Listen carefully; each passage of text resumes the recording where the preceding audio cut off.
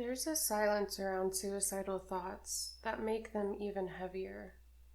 Most of the time, the fear isn't about the thoughts themselves.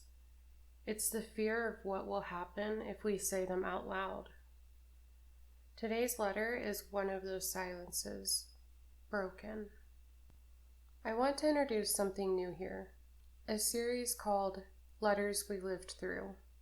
These letters are real, raw, and honest.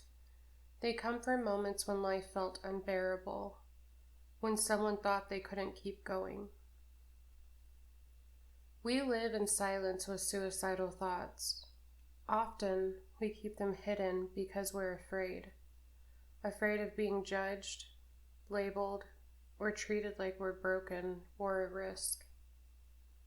My mission with this series is simple: to normalize the conversation, to show that these thoughts can be shared safely, and to prove that talking about them doesn't make you weak. It makes you human. So today, we're stepping into one of those moments. I'm going to be reading the first letter that was shared with me. There were nights I didn't want to keep going. Not because I hated life itself, but because the pain felt heavier than my body could hold. What scared me wasn't the thoughts. It was that I couldn't say them out loud. I didn't want to be locked up, labeled, or treated like I was broken. I just wanted someone to hear me without panicking. The truth is, having suicidal thoughts doesn't mean I want to die right now. Sometimes it just means I don't know how to live with the weight I'm carrying.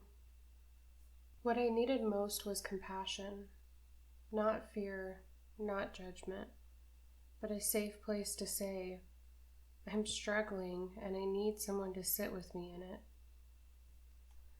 I'm still here, and sharing this letter is proof that talking about these thoughts can be done safely. I don't need saving. I need understanding. When I read this letter, I think about how many of us carry these thoughts quietly, hidden from the world.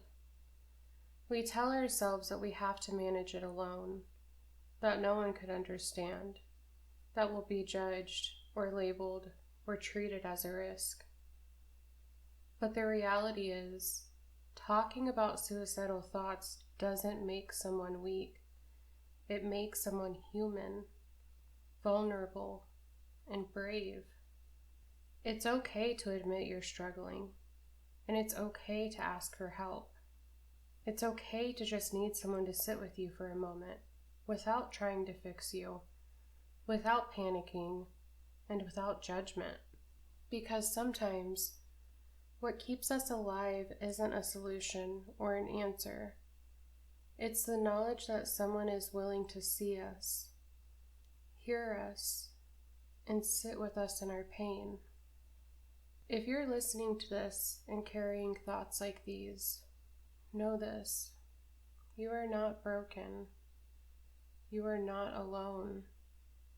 You don't have to have it all figured out. You just need to be seen, even in your darkest moments. And if you're someone who wants to support someone carrying these thoughts, remember, compassion matters more than anything else. Listening matters.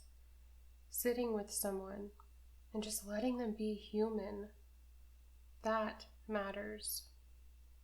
I hope this letter and this conversation gives you permission to speak your truth, to be heard, to exist fully, even with your struggles.